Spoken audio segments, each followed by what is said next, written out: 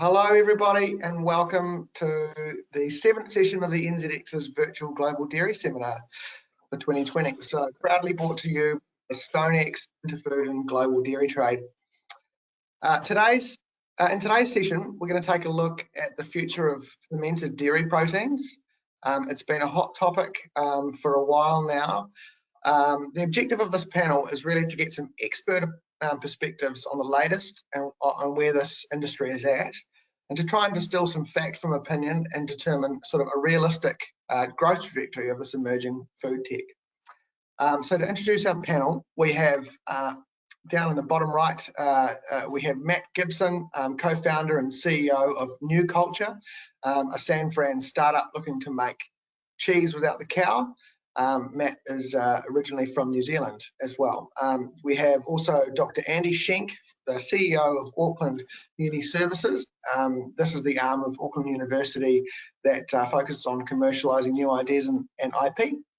Then we have Dr. Colin South, VP of Strategy for Zymergen, which is a business that creates unique and commercial products by engineering the genomes of microbes, among other things. Then we also have, finally, we have Catherine Tubb, who is the Senior Research Analyst from RethinkX, and she was the co-author of Rethink's recent report, which was released in 2019 around rethinking agriculture, food and agriculture for 2020 to 2030.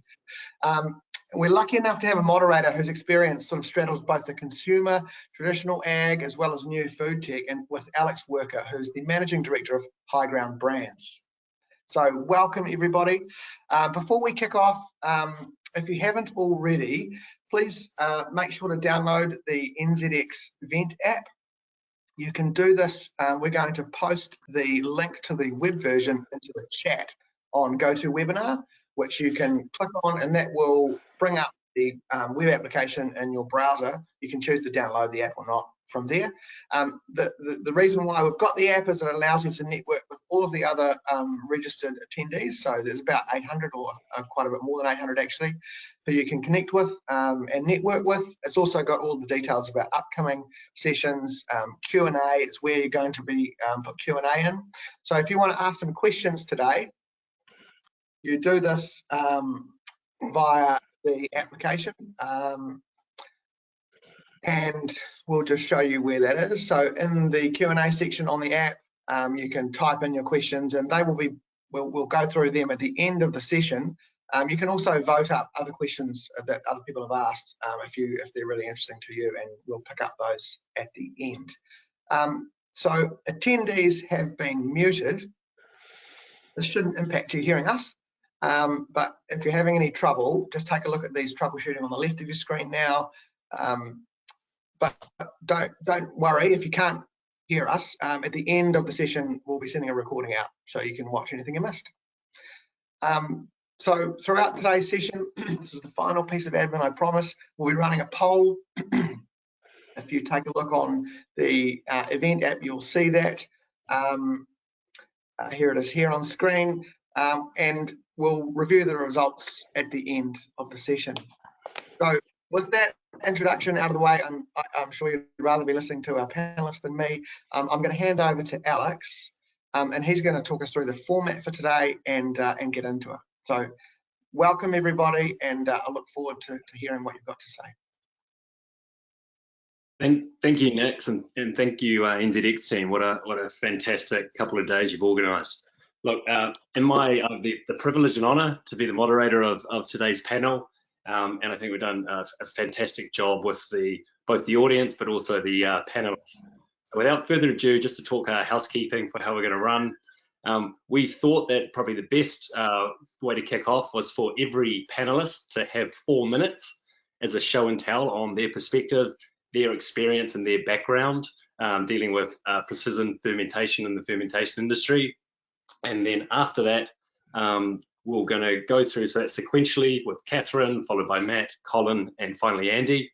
And then we're going to all jump back on the screen using our webcams for hopefully about 40 minutes, 35 minutes of already formed questions to really encourage debate. And at the same time, if anybody online has a question, as per Nick's previous, please send them through and we'll try to address them as we're going.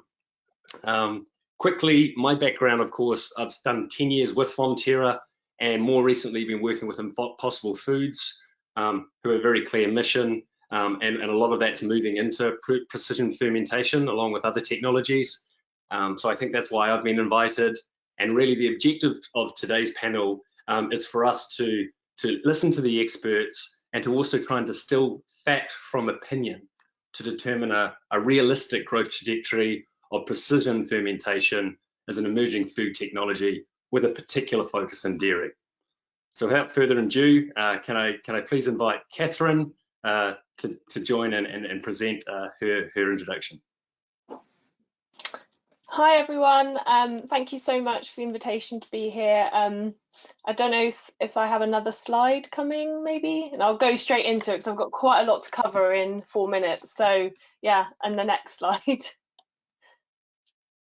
Thank you. So at RethinkX, we study technology-driven disruptions. So what is a disruption? Well, we define it as when a product, business or service helps create a new market and significantly diminishes, transforms or destroys an existing one. But we don't necessarily think disruption is destruction. Disruption could create whole new industries, new jobs and even new sectors and infrastructure. In fact, history is littered with disruptions, everything from the booming natural ice trade from the 1800s, which at the time represented the second largest export out of the US, which of course was disrupted by artificial ice or refrigeration, to the horse, which was disrupted by the car. History has shown us that disruption happens time and time again. So at RethinkX, we study these disruptions through a framework which lays out our blueprint for analysing and importantly trying to anticipate disruption. So the core pillars of this are, slide please. First, the core underlying technologies are improving exponentially in both cost and capability, illustrated here with a biotechnology example, which of course is improving faster now than Moore's law, but there are many other technologies. Next slide. And second, it's the convergence of these technologies which acts as the common catalyst to make disruptions possible by enabling products, businesses and services with certain functionalities at a certain cost simply not available before. It's no coincidence that both Google and Apple released their smartphone in 2007. 2007 was the year that digital imaging, lithium-ion batteries, touchscreen technology had all reached a point in cost and capability that someone would be able to make a smartphone that was both good enough and cheap enough for the mass market. Next slide. Third, these disruptions always happen faster than you think because technology is adopted exponentially. In fact, no technology in history has ever been adopted linearly. And here we show some exponential S-curve adoption of a variety of technologies. Next slide, please. So our report on the disruption of the cow is focused on a disruptive technology we call precision fermentation, which is brought about due to the convergence of modern information technologies, modern biotechnologies, and of course fermentation. But what it allows us to do is perhaps more important. It allows us to harness microbes as mini biological factories to produce protein, or indeed any molecule at high speed and volume. Now, this technology is already here and has been disrupting protein production methods for the last 40 years, of course, starting with insulin. And today we're cost competitive with cosmetics and some materials. By 2025, we estimate the cost to produce a kilo of protein by precision fermentation will be $10 per kilo. And that's when something really interesting starts to happen. We become cost competitive with bulk animal proteins. And what kind of proteins? Well, proteins like casein and whey that we get in dairy. Next slide, please. And we believe dairy is extremely sensitive to disruption because it's a business-to-business ingredients-led disruption. For example, milk and ice cream are just 3% protein. 10% of cheese in the US ends up on a pizza. In fact, we estimate around 35% of US dairy demands ends up as an ingredient in products just like these. And of course, this number is much higher for New Zealand. And remember, we're talking about the exact same bulk proteins. These are not plant-based alternatives, but they're the same. Next slide. Exponential adoption, of course, is not just for technologies either. We see it with ingredients too. Products seeing these S-curve adoptions in medicines like insulin, vitamins like B2 and B12, and enzymes used in cheese production like rennet, and citric acid, an ubiquitous product used in food, medicine, and home and personal care. Next slide. Precision fermentation will be this disruption because it's a 10-fold improvement in efficiency, which is an order of magnitude, and that will translate to cost. The cow will simply be unable to compete. Next slide. We forecast precision fermentation, its enabled industries will grow rapidly, and by 2030 have 70% of the market, with just 30% of protein coming from cows. Translating this into the number of cows means we expect 50% fewer in the US. And by 2035, industrial cattle will be more or less obsolete. And of course, it won't just be cows. No livestock animal will be safe. Eventually, our whole food production system will change. Next slide. We'll move from one that's very centralized with core production hubs to, next slide, to one that's decentralized, local, and networked. Essentially, anywhere you can brew beer, you'll be able to make protein. Next slide. We're on the cusp of the deepest, fastest, most consequential disruption of food and agriculture over the last 10,000 years. This is not a transition, but a disruption, and not happening because of climate or government, but technology. And of course, it's not predetermined. Even if half of what we predict comes true, the implications are going to be huge. There are going to be downsides, unintended consequences, if you like. So how do we mitigate those downside risks and really embrace the upside potential of this technology? Thank you.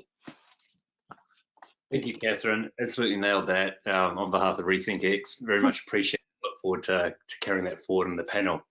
Can I now move on? Good segue to Matt for the founder's perspective from New Culture. Thanks, Matt. Thanks, Alex. Hopefully everyone can hear me. First of all, thanks for having me on this panel. It's actually a real privilege to be in the company of some of my fellow panelists. So I'm CEO and co-founder of New Culture, and we like to say we're making cow cheese without the cow. Now, what does that mean? How do we do it? And why are we focusing on cheese? So next slide, please. So we really see dairy cheese as having two fundamental problems. The first one that you can see here is that it's just extremely unsustainable. And this chart gives you an idea of, for example, the emissions of cheese as the third worst food product overall for greenhouse gas emissions. But that's not what makes cheese entirely unique in its problems. The other factor we look at is what are the viable alternatives? What are the viable sustainable alternatives for dairy cheese that would allow the mainstream dairy consumer to transition over to? And right now, there are none. Dairy cheese alternatives don't work. I've heard many euphemisms to describe them. And I didn't think I need to put any data here for how they don't work, because I'm sure everyone's aware of how bad vegan cheese really is. Next slide, please. And the question we ask ourselves is, why don't they work? And it turns out that they're missing one key ingredient. In cheese, or in milk, I should say, the casein protein is absolutely vital for allowing milk to go through that cheese making process to become cheese. And what's actually quite unique about casein protein is that, unlike whey, it's not really found in its individual form, or it doesn't really, whey is not really found by itself, but casein proteins are found in what we call casein micelles. So if you go to the next slide, what's unique about casein micelles is that not only are they absolutely responsible for allowing milk to become cheese and to go through that cheese making process that I showed you on the previous slide, they're also responsible for the cheese attributes that we love. So essentially what I'm trying to say is that without casein micelles, you don't make good cheese. And it's more or less that simple. And the problem that plant-based cheese manufacturers face is that they don't have this necessary starting ingredient, this crucial starting ingredient to make a good cheese product. And so what that tells us is that we absolutely need casein micelles to make a cheese that the mainstream dairy consumer will still love to consume, but we need to source them sustainably. So if you go to the next slide. And that begs the question, how do we source them sustainably? Because we want to move away from the animal. Next slide, please. And what Catherine was just talking about is microbial fermentation or precision fermentation. I think this industry is still trying to find the right wordings here and euphemisms, but essentially what we're doing is we're utilizing microbes and we're engineering them to produce our target protein. And we grow those microbes in bigger and bigger fermentation tanks. We purify out the protein, and we go through a very crucial step. We convert that protein into micelles. If casein proteins are not in a micellar form, they can't go through that traditional cheese making process. And once we have casein micelles, we can add in plant-based fats and plant-based sugars to create a dairy cheese. If you go to the next slide, please. That is not only completely sustainable and is not only animal-free, and it's not only delicious, but is lactose-free, is cholesterol-free, and is really a better cheese than what it is today. And that's really the beauty of this technology, is that we can take existing products and we can make them better. And we can really open up cheese to many more people that previously haven't been able to consume it. And that's what we're doing here at New Culture. And that's me. Matt, fascinating introduction. Looking forward to asking a few more questions in the coming. Can I now ask Dr. Colin South, VP of Strategy at Zymergen, to join me on the screen and to introduce a little about your perspectives, Colin, and Zymergen. Sorry, Colin, just to do a check that you're on audio. Thank you. Thanks. We can just jump to the next slide. I think I've got a slightly different perspective around this, although we start in the same place. Certainly, the thing that is driving the implementation of precision fermentation or fermentation-based dairy products is the grossly accelerated rate of the tools development and of the opportunities that it provides to really drive automation and development of strains, development of new functionalities. Zymergen is a platform based on automating biology to drive new products and new microbes. Some of those can be in the protein space. If you go to the next slide, one of the big pieces of activity we've had in our original work is really to redefine the entire space for synthetic biology, with our first product going to market being an electronics film. And again, personal care in terms of insect repellents and indeed in crop protection as well. But it just shows the power of the platform. And I think we agree with, well, I certainly agree with the first two speakers, that that's really the opportunity with driving cost out of the process to really displace existing materials. But we like to talk about making better materials. The high-line product that we make here as a film is something that hasn't been able to make out of chemistry, and it's really this transition of biotechnology up the value chain into new specialty markets, new materials, new products. And the point at which I think that we'll talk a little bit more on the panel is that we think that the rate of evolution to lower cost is going to be substantially different than what I think the previous speakers were talking about. Milk's a very effective delivery method for nutrition. It delivers calories, carbohydrates, oligosaccharides, 10 protein families, fats, fatty acids, minerals, and it's quite an ask for a fermentation-based approach to replicate in full. But again, looking at proteins, you'll see that there are applications where that can work. It is a highly capital-intensive business, though. We require fermentation under sterile fermentation conditions to set which sets a high floor on product cost. Much of the protein market worldwide is to consumers where cost is a primary driver. We don't see that there's a clear path into those for the majority of the fermented milk proteins. However, there are a range of high value milk components well positioned to be delivered by fermentation, and integration of these into traditional supply chains will create new products, and with specialized customer and application knowledge, we can take novel products functionalities into new markets. So the US, as we note, has over 18 different milk products on any given supermarket shelf, and the opportunity to diversification is obviously there. We think the penetration of these fermentation-derived proteins will actually be pretty solid, but we're much more concerned about the competitive response, product performance, and even trade policy. I mean, switching 10% of the dairy market to fermentation-derived products is going to require an investment of somewhere around $1 trillion in new capital, and impact, as was pointed out earlier, have major impacts on world agriculture and retail economies. But I think there is opportunity in biology to create a substantial competitive response, both from dairy innovation, but also there's going to be trade and regulatory issues that impact it. And so whether it's through fermentation proteins, bioagricultural chemicals, methane mitigation, or improved process technology, we think that bio-industrial technology and fermentation-based proteins are certainly going to have a significant part to play in the coming evolution of the world dairy ecosystem.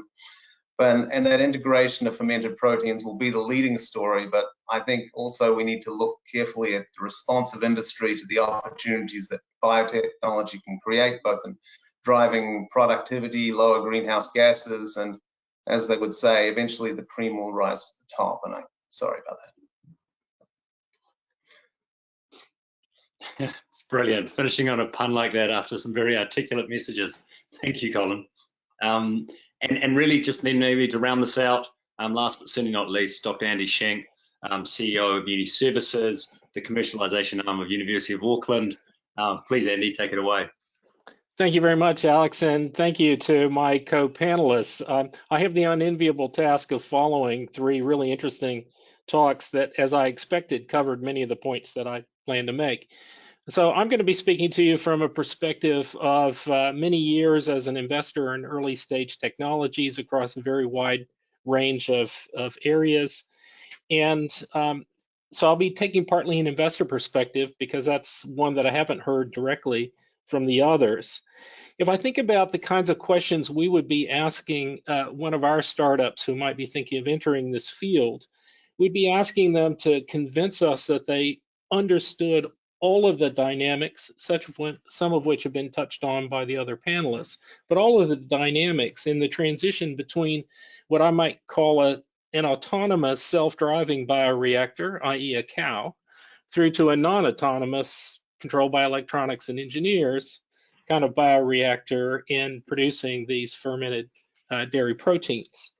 And there are some similarities and differences that are important. Everything starts with photons from the sun that are generating plant biomass that we're converting into products that we prefer to have versus the plant biomass. And Matt has talked about the advantages of having the animal version of that fixed energy in a protein versus a plant one, all of which I agree with and all of which makes sense to me. But I think if we look at all of the differences about land use, water, nutrient inputs, control, capital, other things, we're going to find it's a complex challenge to move from relatively small scale of fermentation of these products to quite large scale. Here in New Zealand alone, we produce more than 20 billion liters of milk every year. And if you think about having a similar kind of protein yield in the fermentation, we're talking about tens of millions of liters of fermentation every day to be able to produce the same materials. So Colin, I think, has already touched on some of the scale-up challenges there. I think the other thing that I'm quite interested in, and I think is an open question for the future, is if we move beyond the bulk protein components and start asking how much of this highly complex food material, milk, is actually worth pursuing and using these kinds of technologies to produce. We know from work in lactopharma and other areas, there are literally hundreds of proteinaceous components in milk, and many of them have synergistic actions in nutrition that cannot be duplicated by having the isolated product used alone. I think the second area I would be asking my investee companies to convince me they understood was how well they understand the choices that the ultimate consumers will be making around these products. And I think we do have to be open to the possibility that consumers make purchase decisions for many, many reasons, and often they won't tell us what they are. So I'll exemplify that with one example. I was involved in an organization that worked on a new product, highly disruptive, very high sustainability halo around this product, tested beautifully with the consumers we were targeting. We went through the trouble of creating the product, and then they failed to buy it when we provided it to them because they told us they valued sustainability. They drove the development process, and yet what they actually made purchase decisions on was convenience. And there was an alternative product we were also making that had probably the worst sustainability footprint, but it was convenient, and the consumers went for it in droves. So we need to be aware of the broad nuances that consumers will be making when they're looking for these products. Some will be looking for cheap price, some will be looking for the sustainability, some will be looking for entirely the sort of hedonics around the stretchiness and whatever of the cheese, and not all of them will be lined up perfectly together. Having said that, I think there's a bright future for the use of the right technologies to make the right disruptions, and I very much look forward to not only the discussion this morning, but to seeing how this sector continues to develop over the coming years. Thank you, Alex. Thank you very much, Andy. Appreciate it. And can I ask you to stay online with your webcam, and can I also invite the other panelists to join us? Fantastic.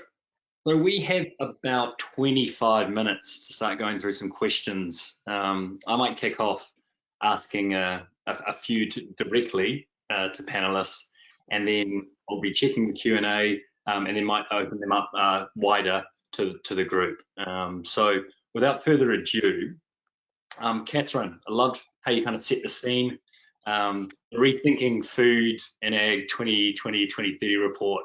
I keep it by my bedtime my bedside for bedtime reading, and I recommend everybody that listening in on this to really go through it in detail. But you really paint, the idea of the disruption of the cow, and really looking ahead to what 2030 can be. Now, in your report, you're suggesting that as much as there's a 70% reduction from the cow, and then shrinkage up to in 2035 by almost 80 to 90%. Now, these are some big numbers, and since the report's been released, a few months has elapsed and years. What's the trajectory? How much has been realised today? Are you still comfortable with the predictions that you made? And then where does precision fermentation with a focus on dairy play into this? Yeah, so we're still comfortable with our predictions. I mean, I think when you're predicting anything with an S-curve, there's always going to be a margin for error. I think 2035 is definitely something we're focusing more on now rather than 2030. But, for us, the key part of our framework is really cost. So when does this technology become cheap enough and good enough to compete or outcompete kind of traditional dairy or any other products from the cow? And, I think that's the key point really for us. So we obviously forecast 2023 to 2025, but of course there'll be plenty of products on the market before then, as the other panelists were mentioning, along the whole value chain. And these products are not just milk and dairy, but kind of collagen, leather, even some meat areas, any part of value from the cows at risk. And in these areas, of course, are also segmented. You could make a human milk protein for use in baby formula, for example, and that would kind of take out some part of the dairy market as well. And what we find is that at that point, that's when mainstream analysts often fail to understand how fast adoption will be, because once those products are cheap enough and good enough. And the reason for this is obviously often the focus on building out supply to offset demand. But what we see is something more of an economic impact, which is something we call market trauma, which is actually the implosion of the incumbent industry economically, not because the new industry has necessarily ramped up supply, but because demand, investments, and kind of confidence has fallen in the incumbent industry. So you see this almost death spiral, we call it, and we see this in a lot of other industries. So essentially, as soon as there's a viable alternative, you could almost see people jumping ship very quickly from the traditional dairy industry. But often in that time it can be very volatile. You often see higher prices for the incumbent industry in that time. So you could see a huge boom, in the mid-20s in terms of price of milk and meat before then.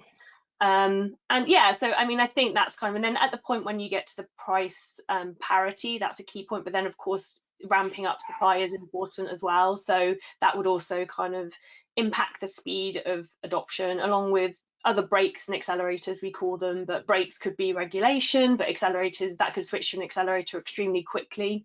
So, you know, a lot of these are not constants, and we see them across a lot of historical disruptions, which is kind of really where what we study historical disruptions and find the patterns in them. But yeah, so even if we're kind of, if it ends up being 2035 or even 2040, it's still pretty fast in our view. So absolutely. And I might just follow with another question then for the wider audience here. What are kind of the big players that are you watching at the moment? You know, are we talking tens or hundreds? Are there certain geographies or locations of the world that kind of have either the human capital or the concentration of capital to really promote these new ideas? And then maybe just rounding out the end of that question is, how do you see traditional corporates in agriculture responding to these, you know, emerging players and technologies? Is it very defensive? Is it reactive? Is it you know, in collaboration? Yeah, so the first part of that question about where we're seeing it, I mean, most of it has definitely been Silicon Valley to begin with, as Matt I'm sure knows. But what we're starting to see is definitely a growing interest in places like Singapore or the Middle East, where food security is a much bigger issue. And I think that's also key, that the kind of the value of this technology is going to be different depending on where you are geographically, right? So, you know, there will be definitely advantages to Singapore and the Middle East, and to be able to produce your own food and not have to necessarily import it in. In terms of the incumbent companies, I mean, we're starting to see some of the kind of traditional food companies investing, Kraft Heinz, ADM, even people like Nestle. And you have to remember, they are buying these are inputs for them, right? And it's just about mitigating their supply chain risk, and, you know, the ability to kind of cut costs possibly and increase revenues as well is obviously advantageous. You know, so I say and they're the key players for us. I mean, this is why we very much talk about it being a business to business driven disruption, because these are the key people that are going to be buying this ultimately in that supply chain. And obviously we are starting to see, you know, we see these patterns in a lot of other disruptions in history, that the incumbent industry kind of fight back. So, you know, for example, the kind of legal battle about whether you can call meat, if it's plant-based meat, or and so on and so forth. They're kind of very typical reactions we see from various industries in this kind of disruption. So thank you, Catherine. Very, very clear. A couple for Matt. Matt, really interested in your founder's story, your company's kind of based today, and of course being based in the West Coast US. Do you mind just sharing a bit more on, you know, how are you planning your product pipeline at the moment, in terms of, you know, you're talking about working on certain products focused in cheese. How are you planning for the scale up there, and particularly around cost? You know, cost of production today, and looking ahead, you know, what you're expecting in 3 or 5 or 10 years. How does that all play out in how you grow your business? Yeah, those are great questions. I think it's important to say that this is, as an industry, this is very, very young. The technology of precision fermentation, microbial fermentation, has been around for a while. Obviously first used in pharma, but the idea of using it for food and using it at scale for food is pretty new. And so when we think about the industry, especially here in the Bay Area, it's definitely growing, but it's, you know, we were the second company to focus on recombinant dairy proteins, for example. Now there's about 10, but it's still very small. And when we think about the future, one artifact of the newness of this industry is that there's actually not much capacity, if you think about where we need to hit to actually cause significant disruption. And what I mean by that is that we have to scale to, you know, hundreds of thousands of liters to drive the efficiencies, to get economies of scale, to get the price parity with traditional dairy, animal-derived dairy products. And that's alongside very, very high protein production titers, very, very efficient downstream processing and things like that.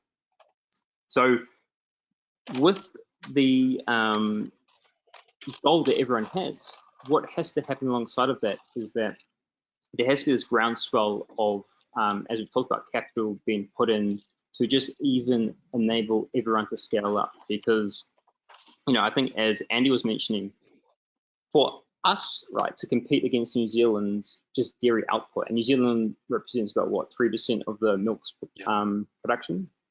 If we think about the protein solids, for us, the casein, we have to make, or the companies working on this will have to make about 500 million kilograms of casein each year.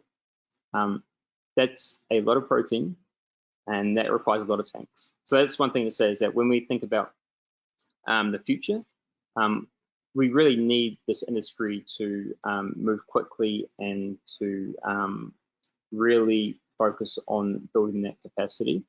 And that's why I don't think this is going to happen so much overnight. It's going to take a while to build these very, very expensive, very large fermentation tanks. And for us, we're still relatively early. So how we make protein is very much still at what you'd call like a bench scale, right? Using very small vessels and really focusing on building that foundational science to be able to scale eventually. But as I was mentioning earlier, we want to guarantee capacity. So the way we're going to reduce costs is by scaling up, getting those economies of scale, and also by improving the ability of our microbe to produce protein, and improving the ability for us to extract that protein and to hopefully be efficient on how that protein converts to a product. So what's the protein content of the cheese that we make, right? If we require 30% of that cheese to be our protein, then that's going to be a very expensive cheese to start off with.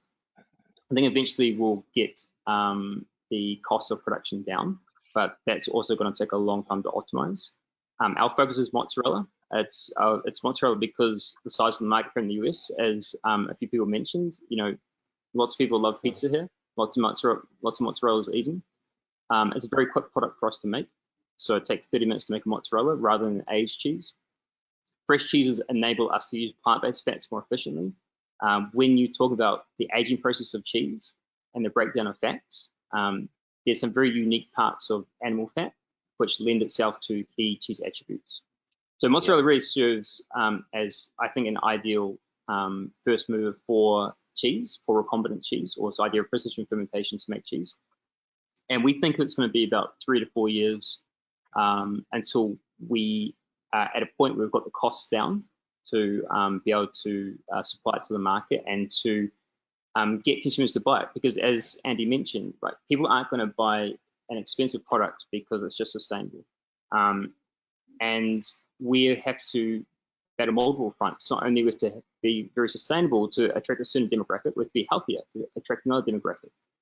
But the two key drivers of adoption are going to be how good is the product, right? Are we better than dairy cheese? And how much does it cost, right? That's going to be the key drivers for us.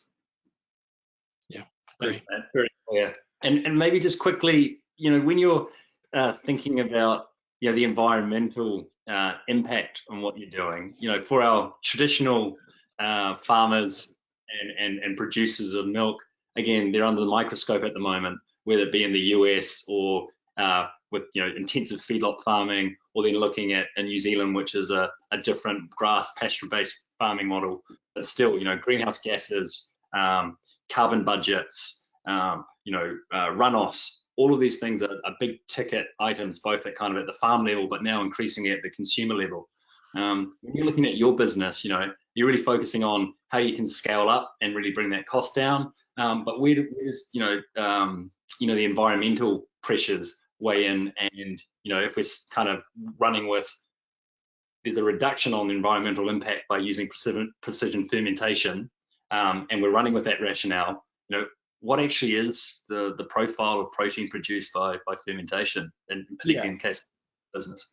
I mean, I think inherently in the process, there's inherent sustainability in the fact that, it's called precision fermentation. We're making a certain target product.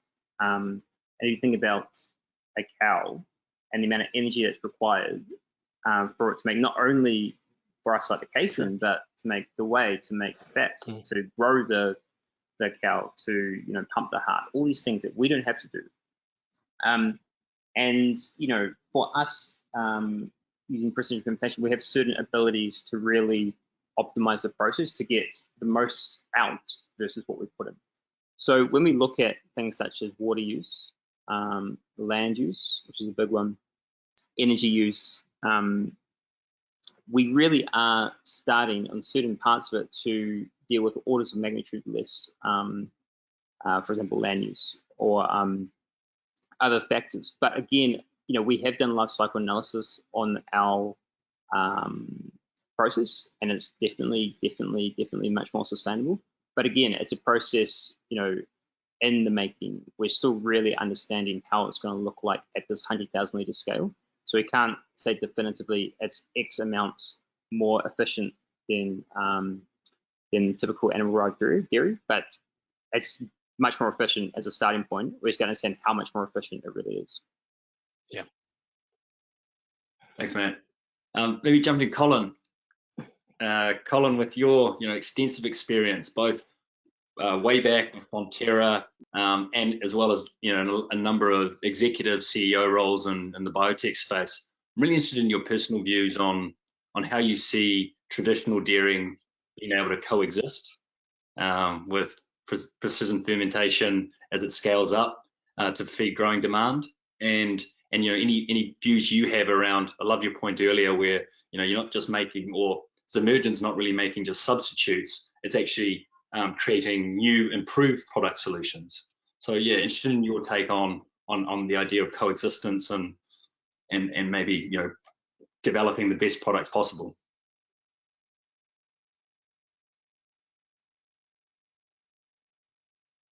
Can't hear you, Colin. There we go. Sorry, Colin, I can hear you now. There we go. That's better. Matt had some really good points there. That if you can drive down into a cost of goods that is comparable to where traditional animal-based systems are, you've got something that is directly driven towards a single product. And I think that one of the points I'd like to make about the conversation, though, is there are data points out there at scale for the production of proteins. I mean, the enzyme-based industries now that are making commodity proteins, whether amylases, cellulases, xylanases, going into pulp and paper, going into fuel ethanol, etc., they set benchmarks for what you can achieve in terms of reasonable cost of goods. They may not have been developed using today's technologies, but they've been optimized using today's technology. So the benchmarking numbers that come out of there that kind of inform my thinking about the rate at which we're going to be able to truly come to cost parity and balance out against something that exists in the market or could exist through synthetic biology, that's the piece that affects what I think the adoption rate timelines are. But to the point that Andy was kind of alluding to just before, there are specific derivatives, components, compositions that can be achieved through synthetic biology that are beyond the price of caseins. I mean, I admire Matt for going after the hard stuff first, and I think it's a good model. If you're first into market and establish a brand position in it, and you can get the momentum and capital you're going to need to put the trillions to work to really displace large volumes, that's a great niche. But I also think there's a piece of the dairy pie that is absolutely dedicated to nutrition, and the complexity of nutrition that Andy was talking about aren't being addressed with single protein or even kind of classes of proteins. There's interactions, there's different mineral, immunoglobulin interactions, there's different complexity levels in dealing with some of the more simple things where you simply feed it to a baby and fortify it and get to a positive result. It's a long time until the knowledge even is there of what we have to put in to give some of those properties that we can achieve through using a natural product. So there is an underpinning of what is going to exist, which will, for a longer period than the 2035 period, be sustaining from agriculture. And I think I've lost your actual question and just gave you a dialogue. still, still incredibly valuable, Colin. I think you nailed it. Maybe to you, but also opening up to Andy here. Really interested in the views around, we're living in increasingly polarized times. IP, or at least know-how, in this emerging space seems to be really, really fundamental, tied to these, centers of excellence where we have the people and the capital and the environments and the ecosystems to develop these technologies. Just interested in your views on, how key is the IP strategy here, and are there certain countries, back to some of Catherine's earlier points, that really have a right to win with fermented technologies, particularly in dairy, and are there others that face a lot of downside if they miss out or they're not part of the story? Maybe first to Andy and Colin, if you'd like to think anything else. Well, it's a complicated question because it's hard to pick these components away from each other. I agree with Colin that starting with casein was courageous, but good on you. It also makes sense for lots of reasons, not least of which mozzarella is a very popular product. Many consumers of mozzarella are not looking for handmade artisanal mozzarella from Italy. And so you can get it in people's hands quickly and get it in a lot of people's hands, which helps normalize the product. So that's really quite cool and a clever approach. In terms of intellectual property, I find it difficult to separate it from also public acceptance and or regulatory. So if I think about, in fact, I think Matt and I spoke more than once here in New Zealand, and I said, cool idea, I wouldn't do it in New Zealand, because right now it would attract unhelpful attention, I think, about the fact that this is in fact a recombinant protein product. It's a GMO product. In the US, that doesn't matter at the moment, and which means capital is more available. It means the opportunity to sell is more available, so it's the right place. At some point, I think this industry will have to have the sophistication of the kinds of things that Colin does all the time, which is successfully scale up and use, and there's an awful lot of technology and IP involved in that scale up, and how you control things, how everything is built, everything. And it's a complex IP landscape. You're in a leading IP landscape where you are, Matt. So I think you're in the right place. But there is no, those capabilities are international. So you can do all of the technologies here and in many countries. It's just where are the barriers for progress most easily managed? And I don't think right now it's in New Zealand necessarily, for example. Colin, what do you think? Yeah, I'd agree with that. I think the other piece of anytime you're making a consumer product, it doesn't have to be artisanal, it doesn't have to bear an Italian name, but it has to have functionality that's as good as you can get. And so it's one of the things New Zealand does have is experience and depth in protein chemistry and in formulation around dairy products. We're essentially displacing a dairy product. We can't treat it like it's a protein. We have to treat it like it's a consumer product, and that's quite often hard to get in the Bay Area. And that the gene jocks, the people who want to do the tech get much more focus than perhaps some of the people who are going to understand the depth of consumer application needs. And so some of those you might want to go looking for elsewhere.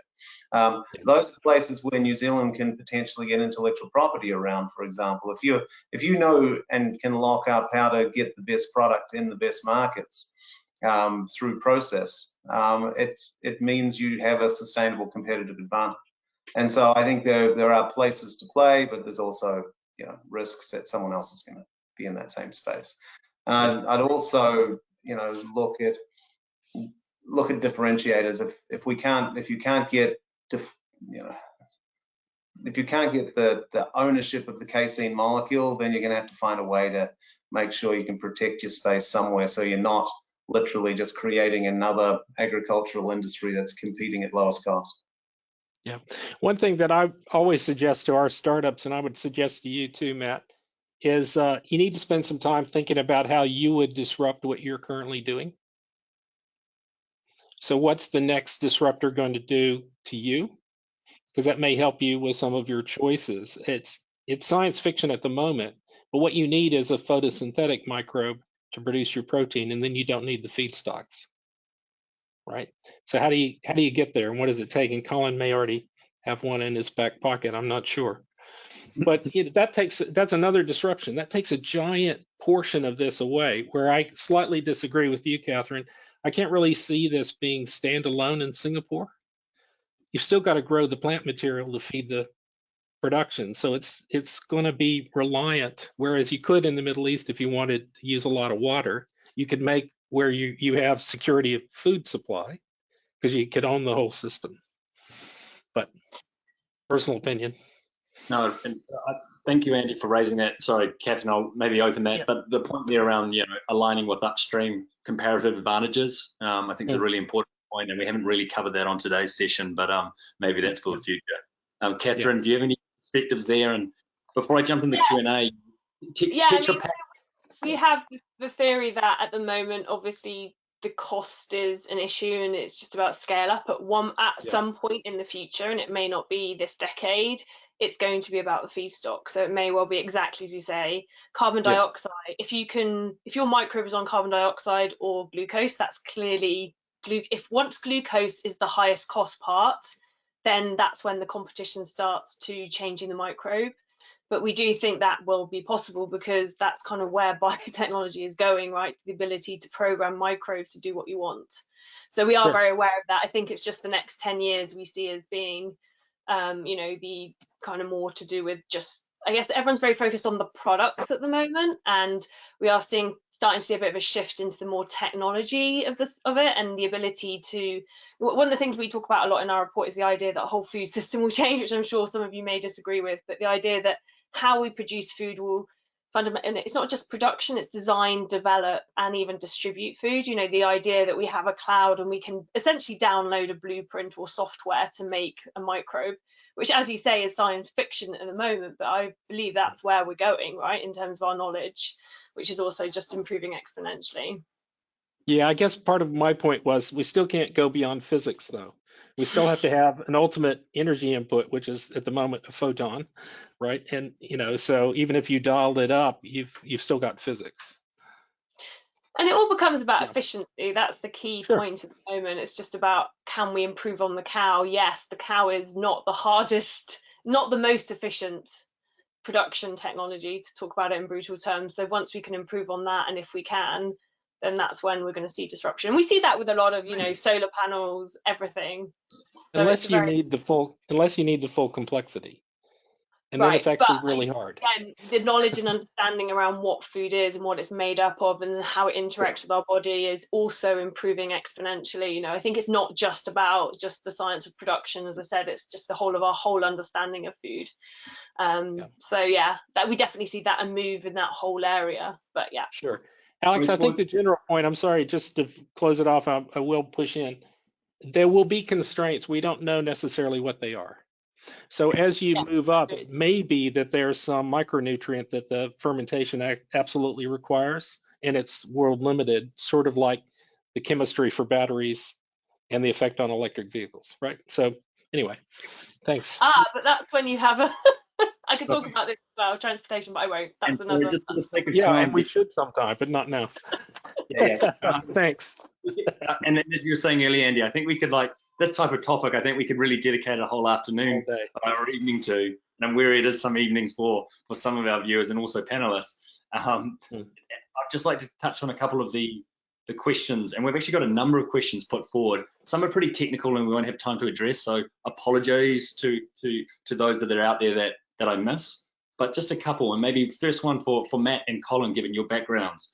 When we're looking at the waste stream, for this new technology, what we're calling fermented proteins and others, how are you currently, Matt and Colin at Zymergen, how are we thinking about the waste stream that's coming out of the labs? What are you doing with it, and where does it fit into your kind of the business model? Yep. So at scale, there's definitely possibilities and ways that those can be recycled. If you think about the actual fermentation itself, and also what's used for the downstream processing and recovering those. But right now, yeah, as I said, we're still early, so we're focusing on the most inefficient thing to solve first, and for us, that's the cow. And once we figure that out, then we'll focus on the inefficiencies of our solution, which is the fermentation. So that's a long way of saying that it's definitely something that we'll continue to do at scale, and it's something that can be done at scale, but it's not something that we're focused on right now. And again, from the US perspective, it's not really an issue in that the amount of fuel ethanol that's produced at the moment, all those yeasts go out with the distiller's dried grain and are accepted in the animal feed supply chain. So you're talking about, if you're talking about the US, you're talking about the ability to soak up a vast amount of spent yeast. And over time, the goal is to reduce the amount of spent yeast you have, because that's non-productive yield in essence. So the goal is to reduce it to a minimal amount, but in the meantime, it can easily go out through animal feed systems. As long as you still have animals. That might be the one use for them, Andy. Right. Maybe another just question whilst we've got here, the idea of GMOs or genetically modified, yeast extracts or other inputs. How, in the US, there's a very clear market response. In other smaller countries or protected countries, and let's just say, not trying to infer one or the other, but in a case like New Zealand, where there's a lot stronger, and I think Andy, you were touching on this earlier, like the GMO-free positioning. How do we expect this landscape to change and the acceptance, both at like an industry level, but also consumer level? And this is for the panel. I mean, I think New Zealand has to change.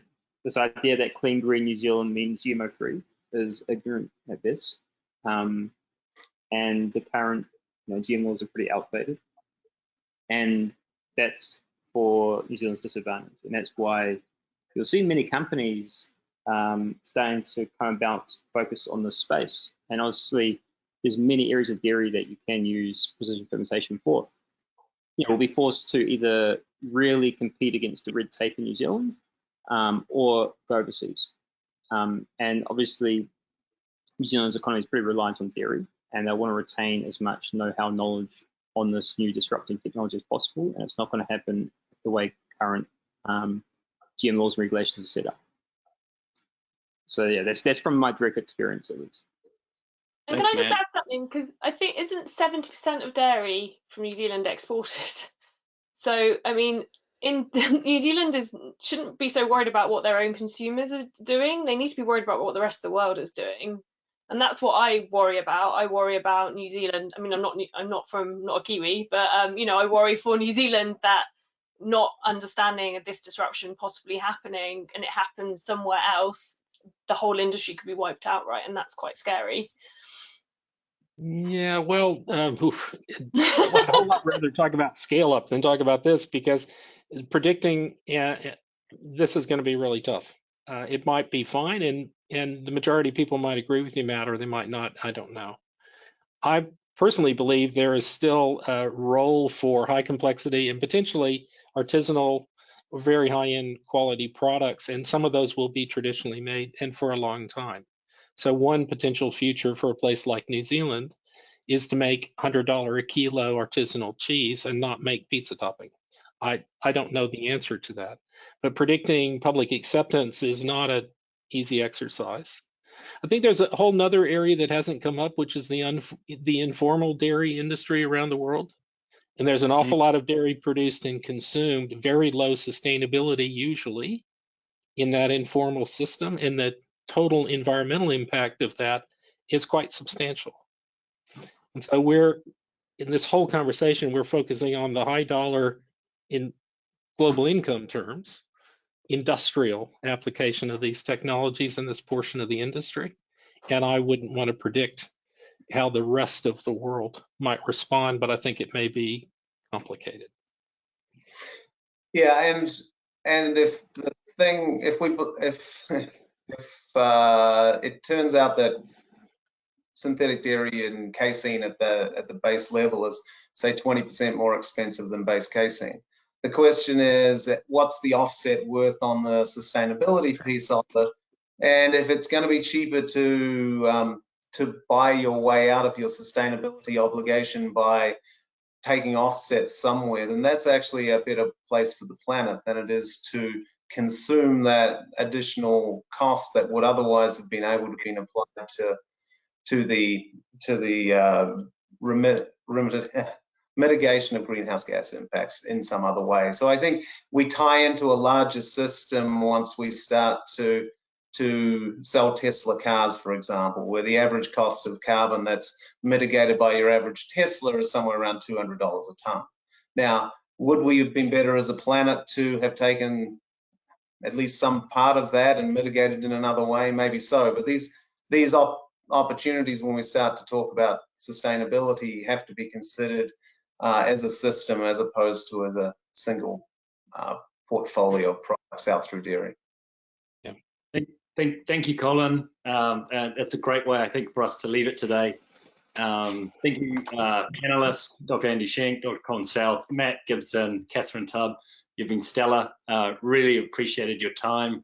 Thank you to Nick and the NZX team again for the platform to have this open conversation, and passing back to Nick.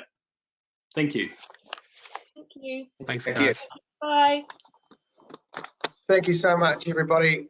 Gee, I could have listened to that for another hour. I think we need to have follow-up. It was absolutely brilliant, and we had fantastic. That's the best audience engagement we've had so far on the sessions that we've run. There is an absolute stack of questions that we haven't got to, so we're going to try and get some responses from the panelists and get back to those questionnaires, people who have questioned rather, directly. Thanks very much. Jess, can we just bring up the poll just to go through the poll results? And I think it kind of reflected what we saw today, what we saw in the discussion. You know, people believe that functionality and taste is what makes dairy unique from a consumer's perspective, and I think that was borne out a lot in what Matt's trying to achieve and is recognised. And I think you know, that's where the real challenge is going to come when that nut is cracked for dairy.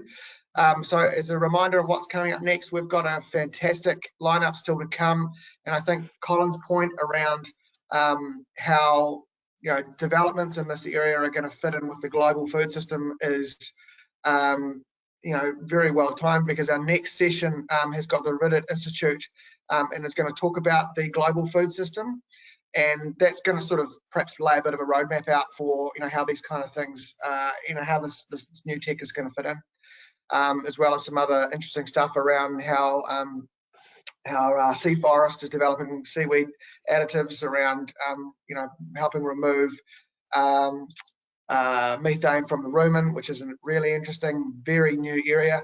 We've got Fonterra's commodity outlook, as well as BlackRock and looking at the next commodity cycle when we were at. So finally, a very, very, very, very, very grateful thanks to the panelists. I really enjoyed that session, and Alex, great moderation. Thank you very much, and we really appreciate all of your time today. And sorry for going a little bit over, but I really wanted to hear more. So thanks everyone who tuned in, and we'll see you again at upcoming sessions. Thanks very much. Thanks. Bye, everybody. Thank you.